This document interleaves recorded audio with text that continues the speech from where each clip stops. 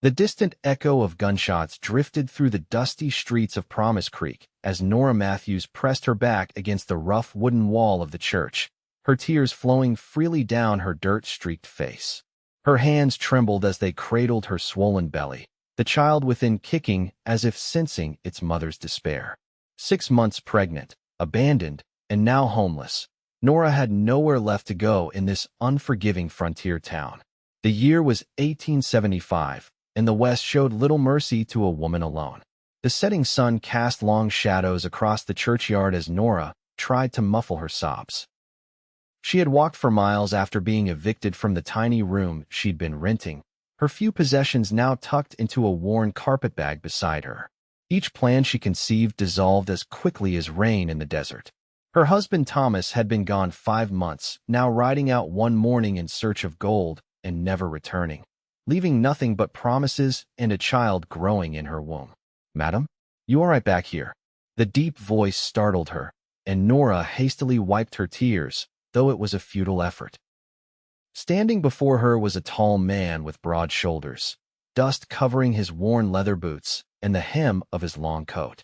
His face was partially shadowed by a wide-brimmed hat, but she could see concern etched across his weathered features. A cowboy, judging by his attire and the slight bow to his legs that came from years in the saddle. "I'm fine," she lied, her voice breaking. "Just resting a moment." The stranger's gaze dropped to her rounded belly, then back to her tear-stained face. Something in his expression softened. He removed his hat, revealing tousled dark hair streaked with premature silver at the temples.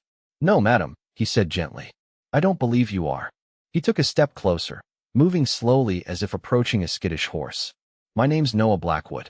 I don't mean to intrude, but it appears to me you might be in need of some assistance." Fresh tears spilled down Nora's cheeks as the kindness in his voice broke through what remained of her composure. Noah knelt down beside her, setting his hat on the ground. "You'll never cry alone again," he said quietly, his voice carrying a certainty that made her look up and truly see him for the first time. His eyes were a startling blue against his sun-darkened skin, and there was something in them, something honest and steady that she hadn't seen in a very long time. "You don't know me," Nora whispered. "Why would you help me?" "Because someone once helped me when I had nothing," he answered simply. "And because no one should be crying behind a church at sunset, especially not in your condition." He gestured to her belly. "How far along are you?" 6 months, she said, hesitating before adding, "My husband. He's gone." Noah nodded, asking no further questions about that particular pain. "Have you eaten today?" Nora shook her head. "Then that's where we'll start." He rose to his feet and extended a hand to her. "There's a decent place down the street. After you've had something to eat, we can figure out what comes next." Nora hesitated, years of caution warring with desperate need. In the end, hunger not just her own, but for the child she carried won out. She placed her hand in his calloused palm and allowed him to help her to her feet. "Thank you, Mr. Blackwood." "Noah," he corrected with a gentle smile. "Just Noah." As they walked slowly toward the main street, Nora leaning slightly on his arm, she couldn't have known that this moment, this simple act of kindness from a stranger would change the course of both their lives forever. The Broken Spoke wasn't the finest establishment in Promise Creek, but it was clean and the food was honest. Noah guided Nora to a table in the corner, away from the raucous laughter of cowboys fresh off the trail. He pulled out a chair for her and signaled to the proprietor, a broad woman with steel-gray hair named Martha. "Evening, Noah," Martha called, her shrewd eyes taking in Nora's condition with one glance. "The usual?" "2 plates of whatever's hot," Noah replied, "and some milk if you've got it." Martha nodded and disappeared into the kitchen. Nora sat uncomfortably, aware of the curious glances from other patrons. In a town this size, a new face was always cause for interest. "Don't mind them," Noah said quietly. "Folks here are just naturally nosy." "I shouldn't be here," Nora murmured. "I have no money to pay for," Noah waved away her concern. "I invited you, it's my treat." His expression grew serious. "Now, if you're willing to tell me, I'd like to know how you came to be crying behind the church." Nora studied him for a moment, weighing her options. There weren't many. With a deep breath, she began her story. "My name is Nora Matthews. My husband Thomas and I came west from Pennsylvania last year. He had dreams of striking it rich in the gold fields. She smiled sadly. So many men do. We settled here while he worked odd jobs and planned his expedition. When I told him about the baby, he was thrilled, but also more determined than ever to find his fortune. Martha returned with 2 steaming plates of stew and a cup of milk for Nora. She set them down without comment, but gave Noah a meaningful look before returning to the bar. 5 months ago, Thomas rode out with 3 other men. Nora continued after taking a sip of milk. He promised to be back before the baby came. 3 weeks later, one of his companions returned alone, half dead from exposure. He said they'd been attacked by bandits in the mountains. The others. Her voice faltered. The others didn't make it. Noah's face darkened. I'm sorry. I kept our room for as long as I could, Nora said, mechanically taking a bite of stew. I sewed for the ladies in town, did laundry, anything to earn a few coins. But it wasn't enough. Today, Mr. Prescott, our landlord, said he could no longer extend credit.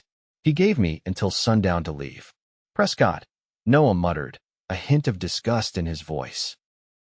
Man never did have much in the way of Christian charity. I have nowhere to go, Nora admitted, her voice barely above a whisper. No family, no friends close enough to help. I was sitting behind the church trying to decide what to do next when you found me. Noah was quiet for a long moment, thoughtfully breaking a piece of bread. I have a small ranch about 5 miles outside of town, he finally said. Nothing fancy, but there's a spare room that's going unused. You'd be welcome to stay there until you figure things out. Nora's head snapped up, her eyes wide with surprise. Mr. Blackwood, Noah, I couldn't possibly impose. It's no imposition, he interrupted gently. I've been meaning to hire some help around the place anyway. You said you can sew? Cook? Yes, but then it's settled. You can earn your keep if that makes you feel better about it. But I won't see a woman in your condition sleeping rough. Not when I have a perfectly good roof to offer. Nora wanted to protest further, but exhaustion and the reality of her situation silenced her objections. Why are you doing this? She asked instead. You don't know anything about me. Noah's expression grew distant, as if looking back through years. When I first came west, I was young and foolish. Got myself in trouble, nearly died from it. A stranger took me in, patched me up, taught me how to survive out here. Never asked for anything in return. His gaze returned to the present, to her. Sometimes, the only way to repay a kindness is to pass it on to someone else who needs it. The simplicity of his explanation, the lack of ulterior motive, touched something in Nora that had grown cold and hard during the months of her struggle. For the first time since learning of Thomas's death, she felt the faintest stirring of hope. Thank you, she said, the words inadequate for the gratitude she felt. Noah smiled, the expression transforming his solemn face. Finish your stew, he said. We've got a ride ahead of us. The journey to Noah's ranch took longer than usual. He kept his horse at a gentle walk, mindful of Nora's condition as she rode behind him, her arms tentatively circling his waist. The night was clear, stars spreading across the vast sky like diamonds scattered on black velvet. The air carried the scent of sage and distant rain. It's beautiful out here, Nora remarked, her voice soft in the darkness. That it is, Noah agreed. That's why I chose this place. Reminded me of home. Where is home originally? Kentucky. My father raised horses there. Taught me everything I know about them. Why did you leave? Noah was quiet for a moment. War came. Changed everything. Changed me. Couldn't go back to being the boy who left, so I kept riding west. Nora sensed there was more to the story, but she didn't press. Everyone in this new country carried pieces of their past they preferred not to examine too closely. She of all people understood that. There it is, Noah said as they crested a small rise. Below them, nestled in a shallow valley, sat a modest ranch house with a barn and corral beside it. A stream wound its way past the property, catching the moonlight like a silver ribbon. Willow Creek Ranch, Noah announced with quiet pride. It's not much, but it's mine. Every board and nail of it. As they approached, Nora could see the house was indeed small but well built, with a covered porch and chimneys at either end. A dog began barking, racing out to meet them. That's Buck, Noah said, dismounting and helping Nora down carefully. Don't worry, he's all noise. The dog, a large brown mutt with one ear standing straight up and the other flopped over, approached cautiously, sniffing at Nora's skirts before apparently deciding she was acceptable. He wagged his tail and returned to Noah's side. "Come on inside," Noah said, leading his horse to a hitching post. "I'll see to Samson here after we get you settled." The interior of the house was simple but neat. A main room with a stone fireplace, a kitchen area with a cast-iron stove, and doors leading to what Nora presumed were bedrooms. The furniture was sturdy and functional, with a few touches, a colorful quilt draped over a chair, a shelf of well-worn books that hinted at the personality of its owner. "Your room's through here," Noah said, opening one of the doors. "It's not fancy, but the bed's comfortable enough." The small bedroom contained a narrow bed with a patchwork quilt, a washstand with a pitcher and bowl, and a chest of drawers. A window overlooked the stream, and someone had placed a small vase of wildflowers on the sill. "Did you? Are you expecting company?" Nora asked, confused by the readiness of the room. Noah shook his head. "No. My sister visited last month. I just never got around to changing things back." A shadow crossed his face. "She wanted me to return east with her. I declined." Nora set her carpet bag on the floor. "Thank you. This is more than I could have hoped for." "Get some rest," Noah said, backing toward the door. "We can talk more in the morning." Left alone, Nora sank onto the edge of the bed, overwhelmed by the day's events.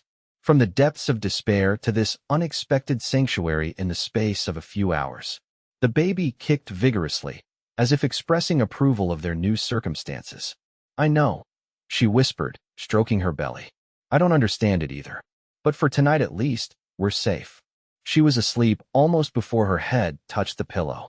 Morning arrived with the crowing of a rooster and the smell of coffee brewing. Nora opened her eyes, momentarily disoriented by the unfamiliar surroundings before the events of the previous day came rushing back. Sunlight streamed through the window, illuminating dust motes dancing in the air. She rose, washed her face in the cool water from the pitcher, and did her best to smooth her rumpled dress.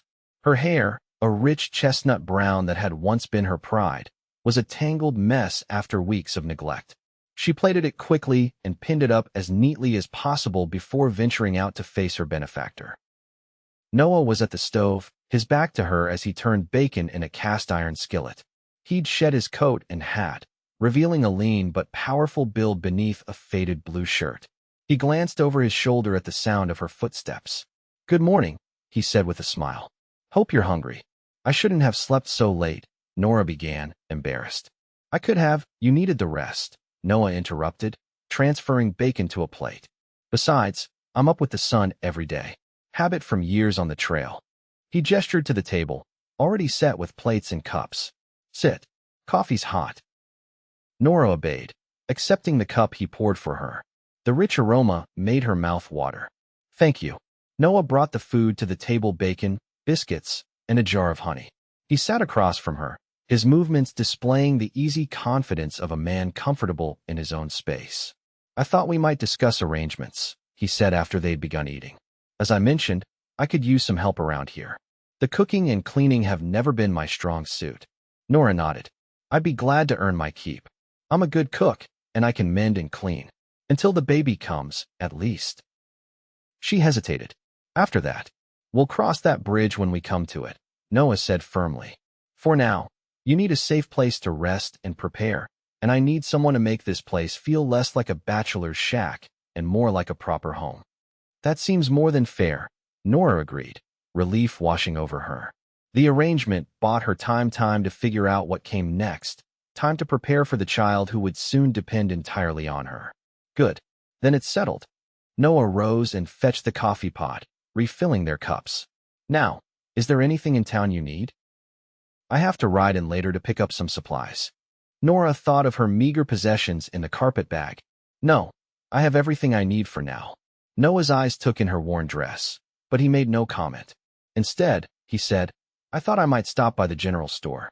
Martha, you met her last night, mentioned they got in some new fabric. Thought you might want to look at it, if you're up to the ride." The kindness of the gesture brought a lump to Nora's throat. New fabric was a luxury she hadn't been able to afford in months. "That would be very nice. Thank you." After breakfast, Noah showed Nora around the ranch. It was modest by Texas standards, 100 acres with a small herd of cattle, a vegetable garden in need of attention, and a corral where half a dozen horses grazed peacefully. I'm not much of a cattleman, Noah admitted as they walked. Horses are my true business. I breed and train them, mostly for the army, but sometimes for private buyers. As if to prove his point, a beautiful Palomino mare trotted to the fence, nickering softly. Noah reached out to stroke her velvet nose. This is Daisy, he said with obvious affection. Best mare I've got. She's due to foal in the spring. Nora smiled, watching the gentle interaction. You have a way with them. Horses are honest creatures, Noah replied. They don't lie or pretend to be something they're not. Wish people were more like that. He glanced at her. Do you ride? Not since I was a girl, Nora admitted. And certainly not in my current condition. Noah nodded. Well, when the time comes, I'll find you a gentle mount. Everyone should be able to ride out here. It's the best way to see the country. As they continued their tour, Nora began to see the ranch through new eyes. What had initially appeared modest now revealed itself as a place built with care and purpose. Noah had created something substantial here, a testament to hard work and perseverance. How long have you had this place? She asked as they returned to the house. 5 years, Noah replied. Bought it when it was nothing but a broken-down shack and overgrazed pasture. Took everything I had saved from my army days and years of driving cattle. His expression grew distant. Worth every penny, though? First time in my life I felt like I belonged somewhere. Nora understood that feeling all too well, the yearning for a place to call one's own. She had thought she found it with Thomas, but that dream had died in the mountains with him. It's a beautiful home, she said sincerely. Noah's eyes met hers, something unreadable flickering in their blue depths. It's getting there, he said quietly. They rode into town that afternoon, Noah insisting that Nora take the wagon while he rode alongside on Samson. The journey gave Nora time to observe her benefactor more closely. There was an alertness to him, a constant awareness of their surroundings that spoke of years spent in situations where such vigilance meant survival. Yet there was gentleness too, evident in how he spoke to his horse and in the careful way he helped Nora in and out of the wagon. Promise Creek was bustling with the usual afternoon activity when they arrived. Noah tied Samson to a hitching post outside the general store and assisted Nora down from the wagon. I need to speak with the blacksmith about some work, he told her. Why don't you look at that fabric I mentioned? I'll meet you back here in half an hour. Nora entered the store, immediately enveloped by the familiar sense of coffee, tobacco, and leather. The proprietor, Mr. Jenkins, looked up from his ledger. Good afternoon, madam, he greeted her, his eyes taking in her condition. Something I can help you with. Mr. Blackwood mentioned you received some new fabric, Nora explained. Recognition dawned on the shopkeeper's face. Ah, you must be staying out at Willow Creek. News travels fast in a small town, he added at her surprised expression. Got some nice calico just in. Over on that table. Nora browsed the bolts of fabric, her fingers lingering on a pretty blue print with tiny white flowers. It had been so long since she'd had anything new, and the thought of making something for the baby sent a pang of longing through her. That would make a fine dress for a little one. Came a voice at her elbow. Nora turned to find a woman about her own age, with kind eyes and a friendly smile. I'm Nancy Palmer, the doctor's wife. You must be new to town. Nora Matthews, she replied, extending her hand. Yes, I just arrived yesterday. And Noah Blackwood has taken you in, Nancy said with approval. He's a good man, though he keeps to himself most of the time. Before Nora could respond, the door opened and Noah himself entered. He nodded to Nancy before approaching Nora. Found what you need, he asked. She was admiring this lovely blueprint. Nancy answered for her. Perfect for baby things, don't you think? Noah studied the fabric, then looked at Nora. Do you like it? Nora hesitated. It's beautiful, but will take 5 yards, Noah told Mr. Jenkins, who was hovering nearby. And some thread to match, if you please. Noah, you don't have to, Nora began. Consider it part of our arrangement, he said quietly. The ranch house could use some brightening up. Nancy watched this exchange with interest, her eyes moving between them. You must join us for Sunday dinner sometime, she said suddenly. Both of you. My husband would love to meet you, Mrs. Matthews. That's very kind, Nora replied, taken aback by the friendly overture. We'll see, Noah said, his tone noncommittal. Depends on the work at the ranch. Mr. Jenkins returned with the fabric, neatly wrapped in brown paper. Noah paid for it and their other supplies, then escorted Nora back to the wagon. As they prepared to leave, Nora noticed several townspeople watching them with undisguised curiosity. "I'm afraid I've made you the subject of gossip," she said apologetically as they left town. Noah snorted. "Folks around here gossip if a cloud changes shape. Don't trouble yourself about it. Still, I wouldn't want to damage your reputation." Noah glanced at her, his expression serious. "My reputation is my own concern, Nora. And it's weathered worse storms than a little small-town talk." The conviction in his voice silenced her further protests. They rode the rest of the way in companionable quiet, the package of blue fabric resting in Nora's lap like a promise. The days fell into a comfortable rhythm at Willow Creek Ranch. Nora rose early each morning to prepare breakfast, then spent her days cleaning, mending, and gradually transforming the bachelor's quarters into a home. Noah worked from dawn until dusk, tending to the cattle, training horses, and making repairs around the property. They took their evening meals together, their conversations growing easier as they learned more about each other. Noah spoke of his years in the cavalry during the war, his time as a trail driver moving herds north to the railheads, and his dreams for the ranch. Nora shared stories of her childhood in Pennsylvania, her brief happy months with Thomas, and her hopes for the child she carried. What neither of them spoke of were the deeper wounds they carried, the losses and regrets that had shaped them. Those remained hidden beneath the surface of their growing friendship, like stones beneath a flowing stream. 2 weeks after Nora's arrival, she was kneading bread dough when a sharp pain gripped her abdomen. She gasped, clutching the edge of the table until it passed. False labor, she told herself. The doctor in town had warned her about this when she'd visited him at Nancy Palmer's insistence. When Noah came in for lunch, he found her pale and moving more slowly than usual. "Are you all right?" he asked, concern evident in his voice. "Just tired," Nora assured him. "And perhaps doing too much." Noah frowned. "You should rest more. The work will wait." "I'm fine, truly," she insisted. "Besides, keeping busy helps me not to worry about everything." Noah studied her for a long moment before nodding. "At least sit while we eat," he said, pulling out a chair for her. "And after lunch, I have something to show you." Intrigued, Nora followed him after their meal to the barn, where he led her to a small room off to one side. Inside was a cradle, beautifully crafted from pale wood and polished to a soft glow. "Noah," she breathed, running her fingers along the smooth edge. "Did you make this?"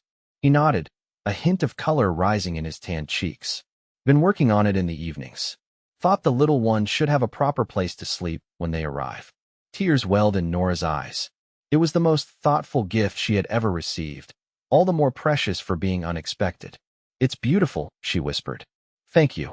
Noah shifted uncomfortably under her grateful gaze. "It's nothing fancy, just something every baby needs." But it was more than that, and they both knew it. It was an acknowledgement that Nora and her child weren't temporary visitors at Willow Creek. It was an offering of permanence, of belonging. As the weeks passed, Nora's condition became more pronounced. Her back ached constantly, and sleep grew elusive as the baby seemed determined to practice somersaults throughout the night. Despite her discomfort, she continued to tend to the house, finding satisfaction in creating a warm, welcoming environment. Noah, for his part, began spending more time at the ranch house rather than in the fields or with his horses. He built shelves for the kitchen, repaired the loose boards on the porch, and even constructed a rocking chair that he placed by the window in Nora's room for when the baby comes. They attended church together on Sundays, ignoring the whispers and speculative glances that followed them. Afterward, they occasionally accepted invitations to dine with the Palmers, whose genuine friendship became a bright spot in their lives. It was during one such dinner, as October gave way to November, that Dr. Palmer took Noah aside while the women cleared the dishes. "How are things at the ranch?" the doctor asked, his tone deliberately casual. Noah sipped his coffee. "Good. Getting ready for winter." "Why do you ask?" "I'm concerned about Mrs. Matthews," Dr. Palmer said bluntly. "Her time is approaching, and first births can be difficult under the best circumstances." Noah's grip tightened on his cup. "What are you saying?" "I'm saying she should consider staying in town as her time draws near. My wife would be happy to have her as our guest." It would ensure she has proper medical attention when labor begins. Noah was silent for a long moment. Have you discussed this with Nora? Not yet. I thought it best to speak with you first, given the arrangement between you. There was no judgment in the doctor's voice, but Noah bristled nonetheless. There's nothing improper about our situation. Nora needed help, and I provided it. Nothing more. Dr. Palmer raised an eyebrow. I never suggested otherwise. But it's clear you care for her welfare, which is why I'm bringing this to your attention. Noah exhaled slowly, his defensiveness fading. I'll speak with her about it. The decision will be hers to make. On the ride home that evening, Noah was unusually quiet. Nora, wrapped in a warm shawl against the November chill, finally broke the silence. Is something troubling you? Noah hesitated before answering. Dr. Palmer thinks you should consider staying in town until the baby comes. Says it would be safer. Nora's hand instinctively went to her belly. Oh, it makes sense, Noah continued, his eyes fixed on the road ahead. If something were to go wrong at the ranch, it would take too long to fetch help. I suppose that's true, Nora admitted reluctantly. The Palmers have offered their spare room. Nancy would be there to help, and the doctor close at hand. Nora was quiet for several minutes, considering. The idea made practical sense, yet the thought of leaving Willow Creek, of leaving Noah, filled her with an unexpected sense of loss. What do you think I should do? She finally asked. Noah glanced at her, his expression unreadable in the gathering dusk. I think I want you and the baby to be safe. More than anything. Something in his voice, a hint of raw emotion carefully controlled, made Nora's heart beat faster. I've felt safe since the moment you found me behind that church, she said softly. Noah's hands tightened on the reins. This is different. This is about making sure you have what you need when the time comes. Nora nodded slowly. You're right, of course. I'll speak with Nancy about it on Sunday. They lapsed into silence again, each lost in private thoughts as the wagon rolled homeward under a canopy of stars. The decision was made for them 3 days later when Nora's water broke as she was hanging laundry on the line. The first contraction hit moments later, doubling her over with its intensity. Noah, she called, her voice tight with pain and fear. He appeared from the barn as if summoned by magic, taking in the situation at a glance. Without a word, he swept her into his arms and carried her into the house, laying her gently on her bed. The baby's coming, she gasped as another contraction gripped her. It's too early. Only by a few weeks, Noah reassured her, though his eyes betrayed his concern. I'm going to ride for the doctor. Will you be all right until I return? Nora nodded, trying to mask her fear. I'll be fine. This part takes time. Noah hesitated, clearly reluctant to leave her. I'll be as quick as I can, he promised, squeezing her hand before rushing out. Alone, Nora tried to remember everything she'd learned from her mother and the older women in her Pennsylvania community. First babies often took their time. She needed to stay calm, to breathe through the pain, to conserve her strength for what lay ahead. The contractions came steadily, gradually increasing in frequency and intensity as the afternoon wore on. Nora paced the small bedroom when she could, rested when she couldn't, and prayed fervently for Noah's swift return with the doctor. As twilight deepened into night, her prayers were answered by the sound of hoofbeats in the yard. Moments later, Noah burst through the door, followed by Dr. Palmer and, to Nora's immense relief, Nancy. Well now, Dr. Palmer said briskly after examining her. Looks like this little one is determined to be born at Willow Creek after all. The next hours passed in a blur of pain and effort for Nora. Nancy bathed her forehead with cool cloths and offered encouragement, while Dr. Palmer monitored her progress with calm efficiency. Noah, banished to the main room, wore a path in the floorboards with his pacing. Shortly after midnight, as a fierce November storm lashed at the windows, Nora's daughter entered the world with a lusty cry that penetrated the howling wind. Dr. Palmer cleaned and swaddled the infant while Nancy helped Nora into a fresh nightgown. She's perfect, Nancy whispered, placing the tiny bundle in Nora's arms. A beautiful, healthy girl. Tears of joy and exhaustion streamed down Nora's face as she gazed at her daughter. The baby had a dusting of dark hair and Thomas's chin, but when she blinked up at her mother, Nora saw her own green eyes looking back at her. Can Noah come in? She asked hesitantly. Nancy exchanged a glance with her husband, who nodded. She went to the door and opened it, motioning to the anxious man waiting outside. Noah entered cautiously, his hat in his hands and his face drawn with worry.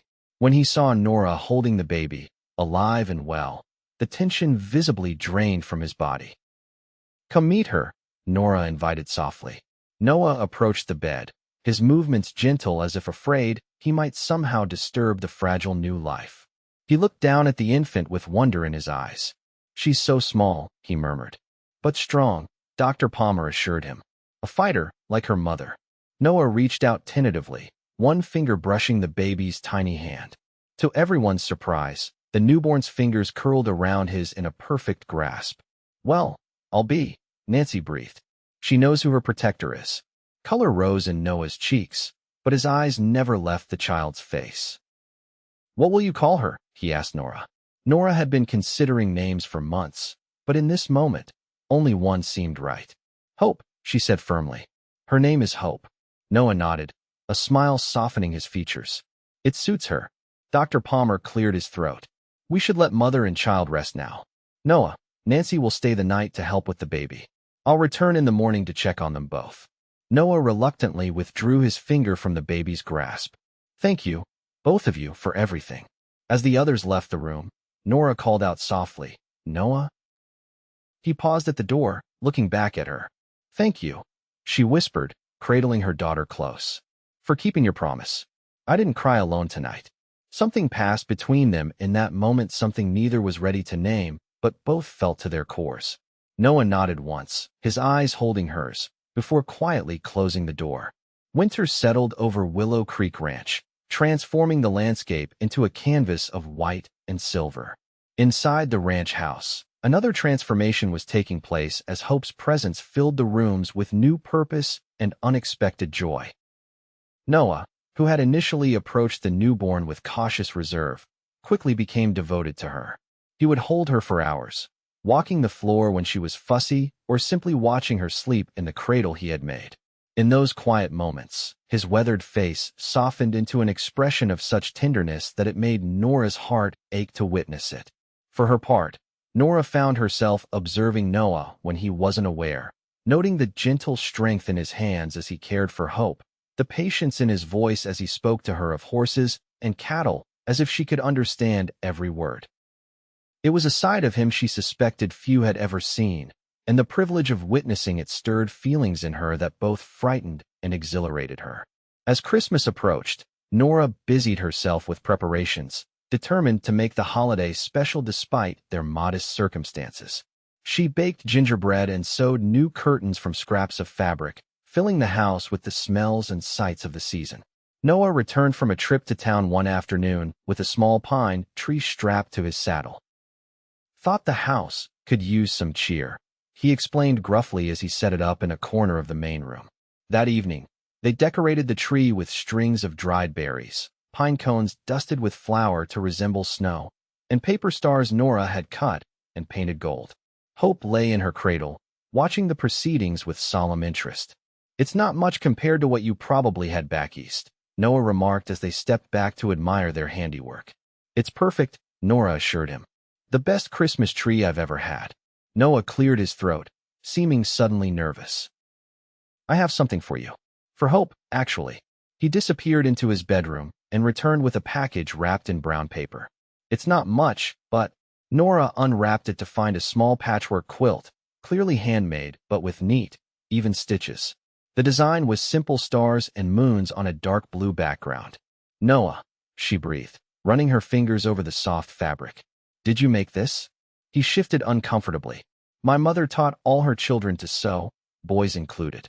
Said it was a useful skill on the frontier." A shadow crossed his face. "Haven't done it in years, so it's not as fine as what you could make, but it's beautiful," Nora interrupted, tears stinging her eyes. "Truly beautiful. Hope will treasure it always."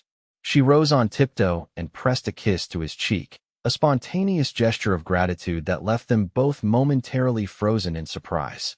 Noah's hand came up to touch the spot her lips had brushed, his eyes wide. Nora stepped back, her cheeks flaming.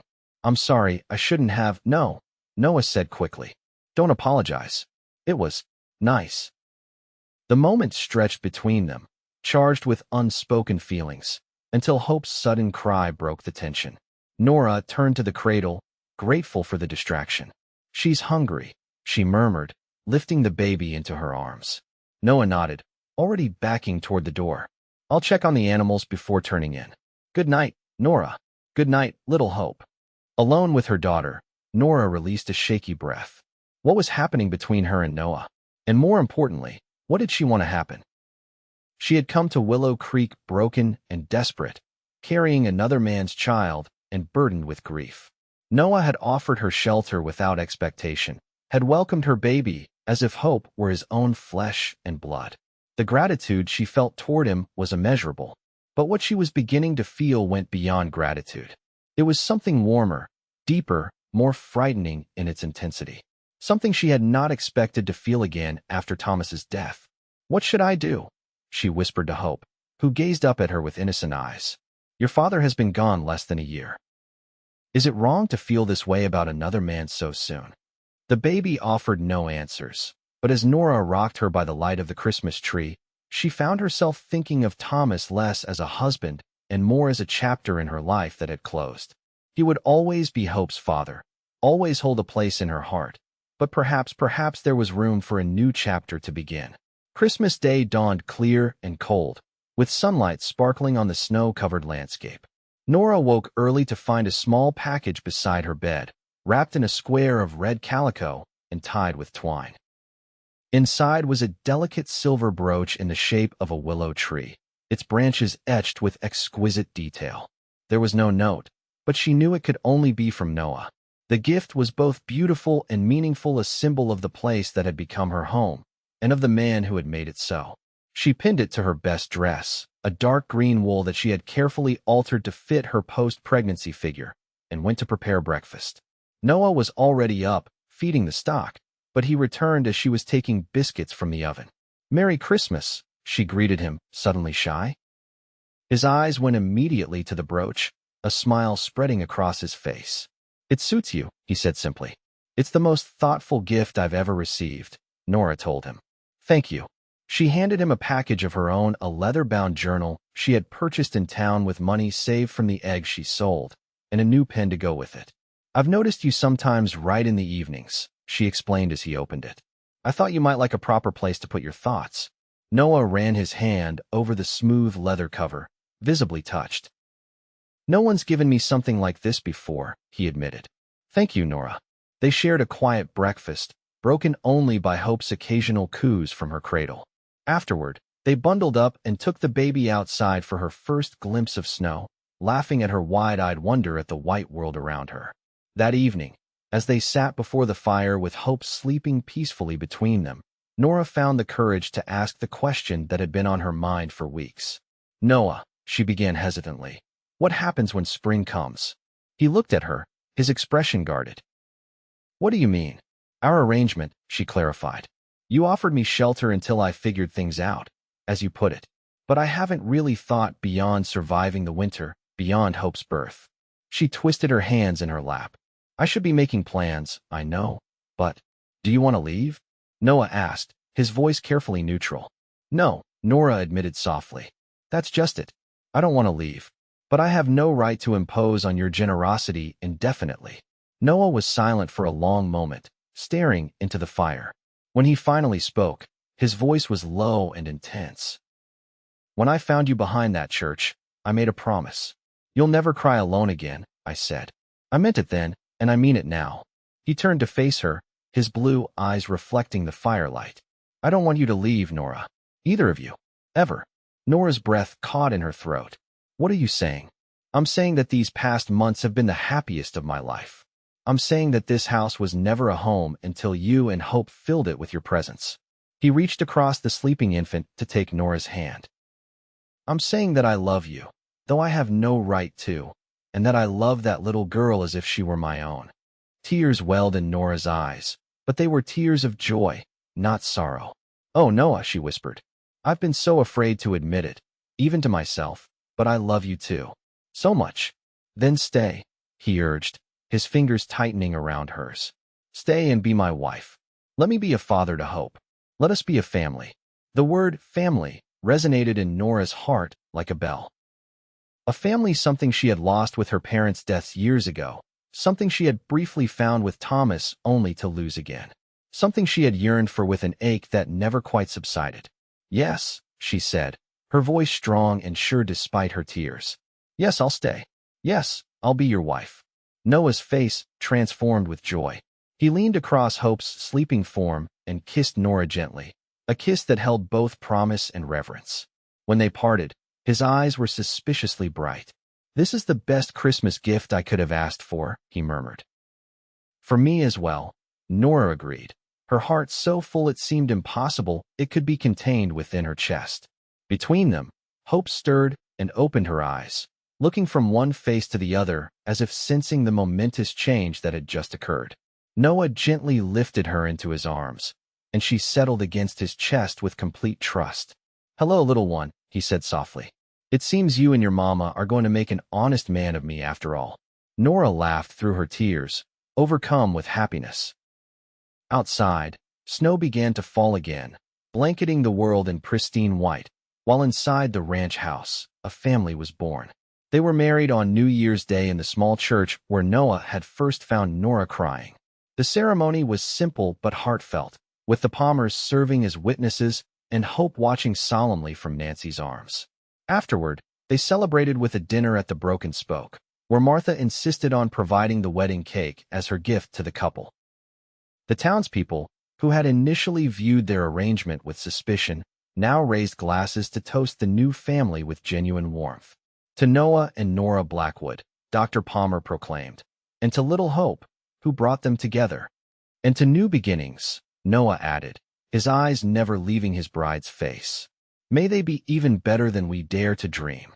As they drove home through the winter twilight, Hope sleeping contentedly in her mother's arms, Nora marveled at how dramatically her life had changed in just a few short months.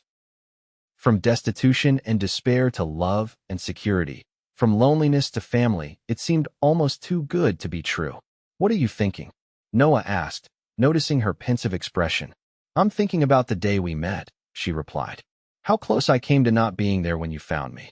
I had almost decided to try my luck in the next town over." Noah's hands tightened on the reins. "I don't like to think about that," he admitted. "About how easily our paths might have missed crossing." "But they didn't," Nora said, reaching over to touch his arm. "You found me when I needed you most." "When Hope needed you most." "Maybe it wasn't chance at all," Noah suggested. "My mother would have called it providence." Nora smiled, liking the idea. "Providence, then. Or perhaps just two lonely souls recognizing each other." Noah covered her hand with his own. "Not lonely anymore," he said softly. "Not ever again." Spring came to Willow Creek in a riot of wildflowers and new growth.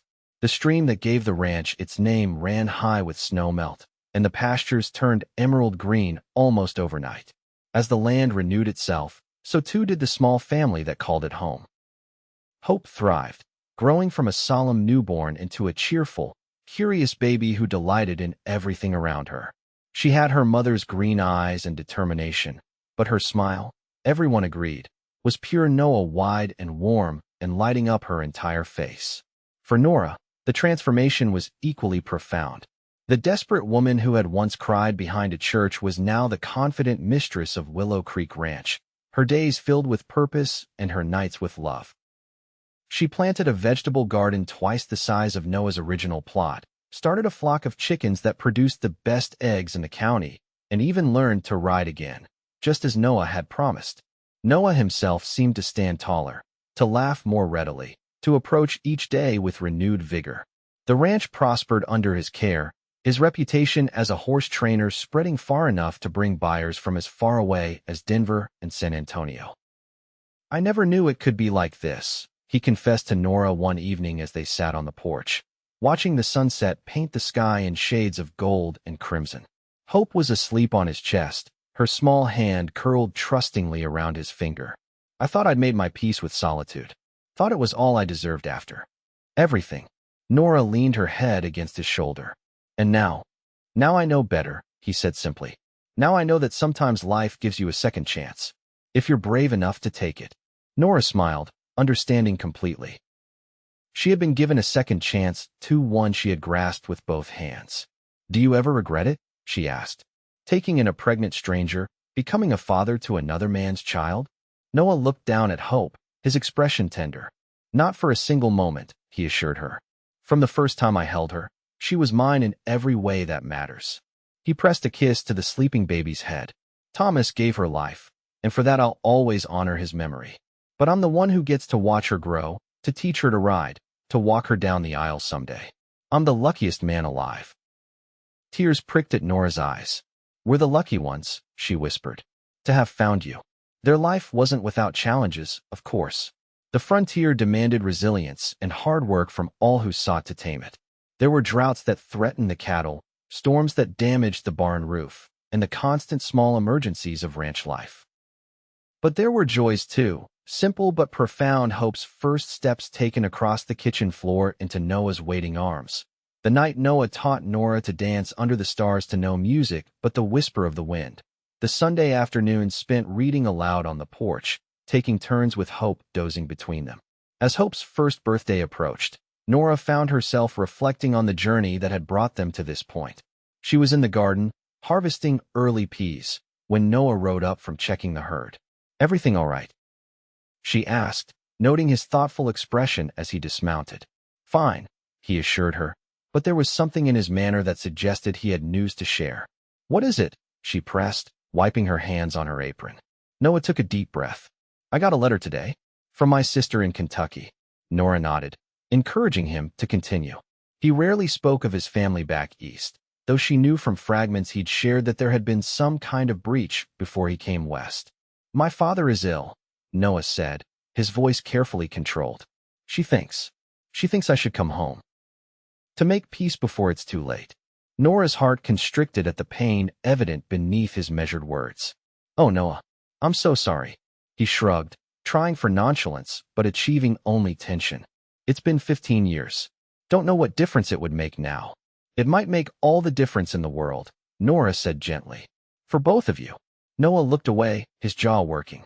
"He disowned me," Nora said. "I was dead to him when I chose to fight for the Union instead of the Confederacy. Said I'd betrayed everything he stood for." Nora reached for his hand. "The war is long over, Noah. People change. Hearts soften." "Not his," Noah said with certainty. "Robert Blackwood never changed his mind about anything in his life. Perhaps facing his mortality has given him a new perspective," Nora suggested. "At the very least, wouldn't you want to know you tried? That you offered forgiveness, even if he can't accept it?"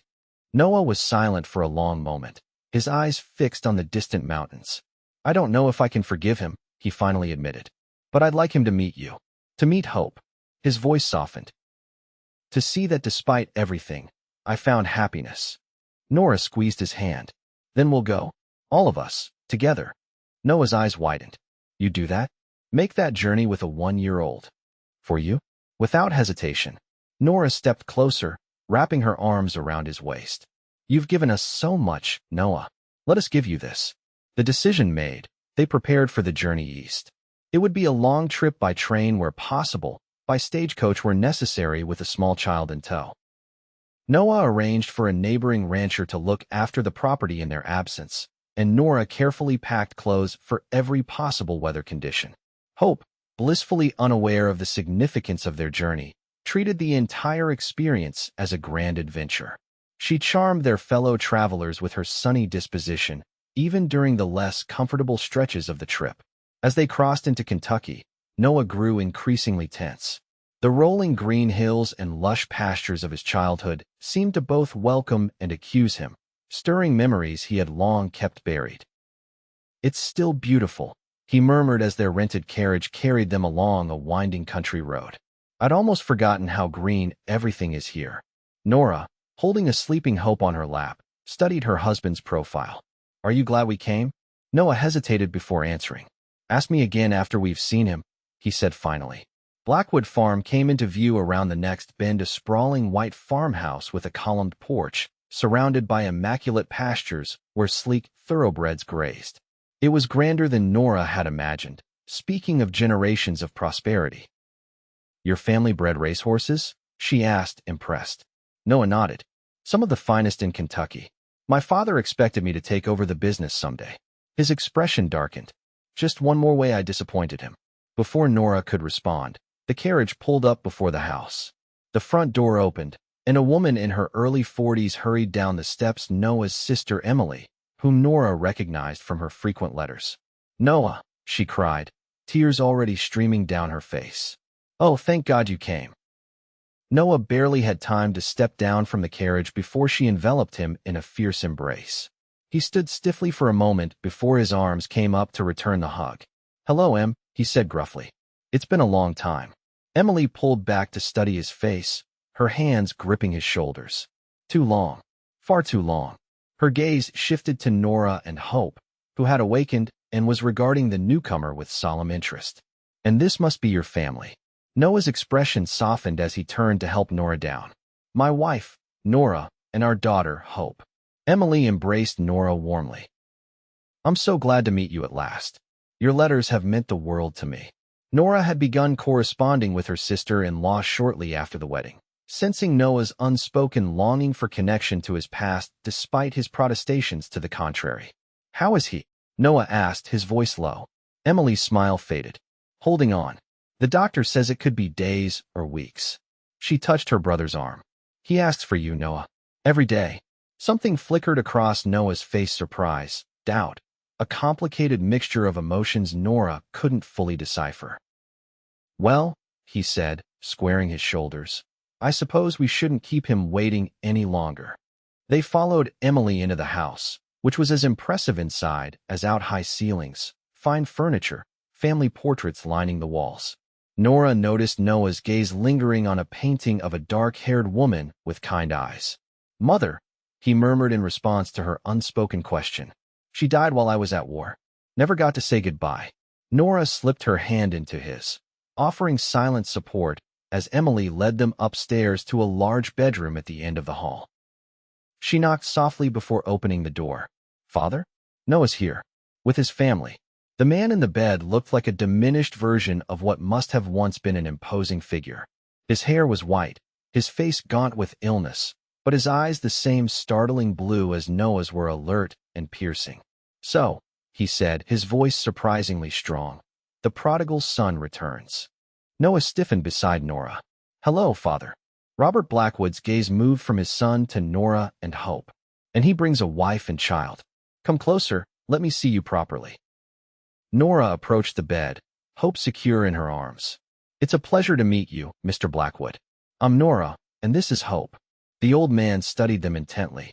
"She has the Blackwood eyes," he observed, looking at Noah. "Your mother's chin. Hope is my daughter in every way that matters," Noah said carefully, though not by blood. "Her father died before she was born." Understanding dawned in Robert's eyes. "I see." He regarded Nora with new interest. "You must be a remarkable woman to have tamed my wild son." "Noah was never wild," Nora replied with quiet dignity. "He's the most honorable man I've ever known. Hope and I are blessed to call him ours." Robert's expression softened almost imperceptibly. "Sit down, all of you. It seems we have much to discuss, and I find my strength is not what it once was." What followed was a conversation 15 years in the making, halting at first, then flowing more freely as old wounds were cautiously examined and, if not fully healed, at least acknowledged. Noah spoke of his years away, of the ranch he had built with his own hands. Robert, in turn, admitted to the emptiness Noah's absence had left, an emptiness that pride had prevented him from addressing until faced with his own mortality. "I was wrong," the old man finally said, the words clearly costing him considerable effort. "About many things, but especially about you, son. You followed your conscience, as a man must. I was too blind with anger to see it then." Noah swallowed hard. "And I was too stubborn to try to make you understand. Too hurt by your rejection." Robert nodded, his eyes suddenly bright with unshed tears.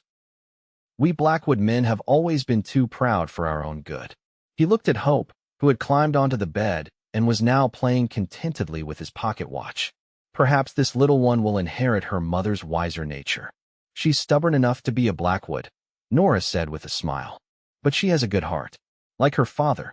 The old man reached out a trembling hand to touch Noah's arm. "Can you forgive an old fool, son? Before it's too late." Noah's jaw worked as he fought for control. I forgave you long ago, Father, he said hoarsely. It was myself I couldn't forgive. For leaving. For not coming back sooner. Then we begin anew, Robert declared. For whatever time remains to me. That time proved to be more generous than the doctors had predicted. Robert Blackwood rallied with his son's return, regaining enough strength to leave his bed and even to venture downstairs to the parlor, where he spent hours getting to know his daughter-in-law and granddaughter. To Nora's surprise, the two strong-willed men found their way to a fragile peace that gradually strengthened into genuine reconciliation.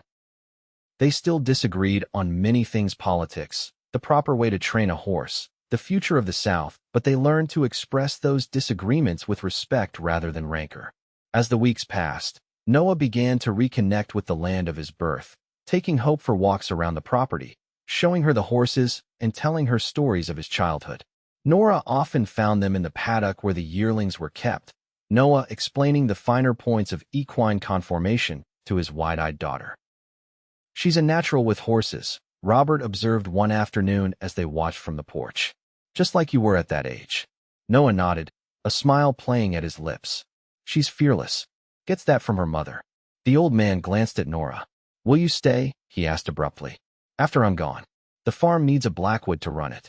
Emily's husband has his own property to manage, and their sons are still boys. Noah looked surprised by the question. We have a life in Texas, Father. The ranch could be sold, Robert interrupted, or kept as a winter property. Kentucky summers, Texas winters. Best of both worlds. He leaned forward, suddenly intense. This land has been in our family for 4 generations, Noah. I'd hate to see it pass to strangers. Noah exchanged a glance with Nora, who gave a small nod, indicating they would discuss it privately. We'll consider it, he promised. That's all I can say for now. Later that night, as they prepared for bed in the room that had once been Noah's, Nora broached the subject. Your father's offer, what do you think? Noah sighed, sitting on the edge of the bed. I don't know. I never thought I'd come back here to stay. Willow Creek has been our home, the only home Hope has known. Nora sat beside him, taking his hand. But this was your first home. I can see how much it still means to you, Noah. How being here has healed something in you that was broken. What about you, he asked. Could you be happy here, so far from everything you've come to know? Nora considered the question carefully. I think home isn't a place, Noah. It's the people you love. You and Hope are my home. Wherever you are, that's where I want to be. Noah pulled her into his arms, burying his face in her hair. What did I ever do to deserve you, he murmured. You found me when I was lost, Nora answered simply. You kept your promise. I've never cried alone since that day. Their decision was made gradually, over weeks of discussion and careful consideration. In the end, they chose to divide their time summers and fall in Kentucky, where Hope could know her extended family and the rich traditions of her adoptive father's heritage. Winters and spring in Texas, where the wild beauty of Willow Creek had first brought them together. Robert lived to see them settled into this new arrangement, his health stabilizing enough for him to witness Hope's 2nd birthday and to hold the son Nora bore the following spring, a boy they named Robert Noah Blackwood, who had his father's blue eyes and his mother's gentle spirit. The old man died peacefully in his sleep 3 days after his grandson's christening, having made his peace not only with his son, but with his own past. He was laid to rest beside his wife in the family plot, with Noah standing tall beside the grave, Hope's small hand in his, and his infant son cradled in Nora's arms. He died content, Emily said softly as they walked back to the house. You gave him that gift, Noah. You came home. Noah looked at his wife and children, then at the graceful old house that had witnessed both his greatest sorrows and his most profound joys. We all did, he corrected gently. We all came home. Years passed, seasons turning in their eternal cycle. Hope grew from a toddler into a spirited young girl who rode like she was born in the saddle and had her grandfather's eye for horseflesh. Young Robbie followed in her footsteps, equally at home on the Kentucky horse farm and the Texas ranch.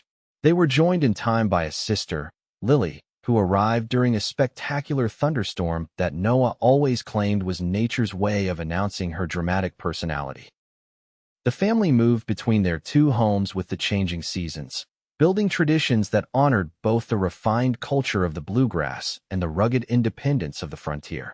Nora flourished in both worlds, her natural grace and intelligence earning her respect from Kentucky society, while her practical skills and resilience served her equally well in Texas.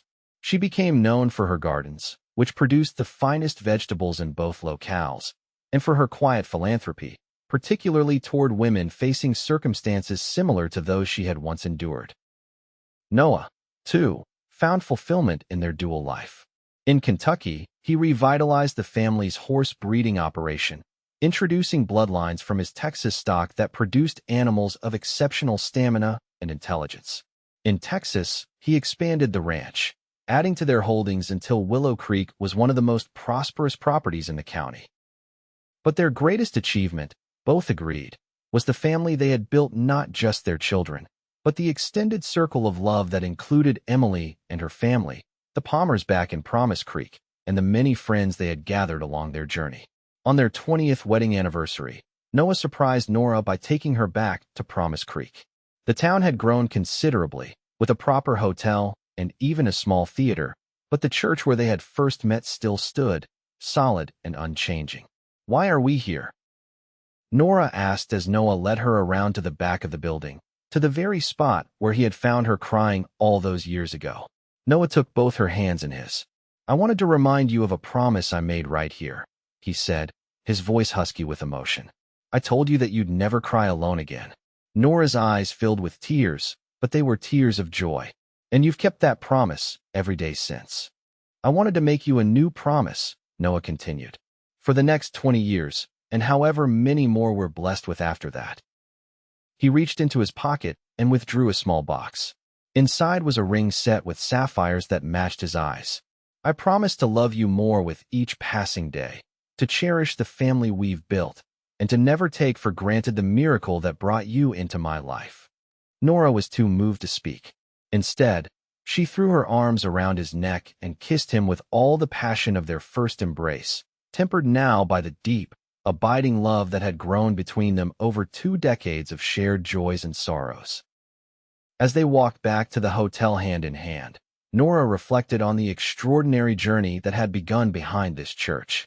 From a pregnant woman crying alone, with no hope and no future, to a beloved wife and mother with 2 homes and a heart full to bursting, it was more than she could have dreamed possible. "What are you thinking?" Noah asked, noticing her contemplative expression. "I was thinking about hope," she replied. "Not just our daughter, but the feeling. That day when you found me, I had none. You gave it back to me, Noah. You gave me hope when I needed it most. And you gave me a home," he said simply. "A place to belong, after years of wandering." They paused in the middle of the town square, the setting sun casting long shadows across the ground. Around them, the bustle of the growing town continued, children playing, shopkeepers closing up for the day, couples strolling arm in arm. "Do you ever wonder what would have happened if you hadn't walked behind the church that evening?" Nora asked. Noah shook his head. "No, because I believe we were meant to find each other. Maybe not there, maybe not then, but somehow, our paths would have crossed." "Such faith," Nora teased gently, from a man who claims not to be religious. "Not faith in some divine plan," Noah clarified. "Faith in us, in what we've built together." He squeezed her hand. "Some things are just meant to be, Nora. You and me were one of those things." As they continued toward the hotel where their now-grown daughter and teenage children waited to celebrate with them, Nora silently agreed. Their love had been forged in adversity, tempered by time, and strengthened by the family they had created together. It was, indeed, meant to be. And it had all begun with 7 simple words spoken behind a church at sunset. "You'll never cry alone again." A promise made and kept through all the changing seasons of their lives.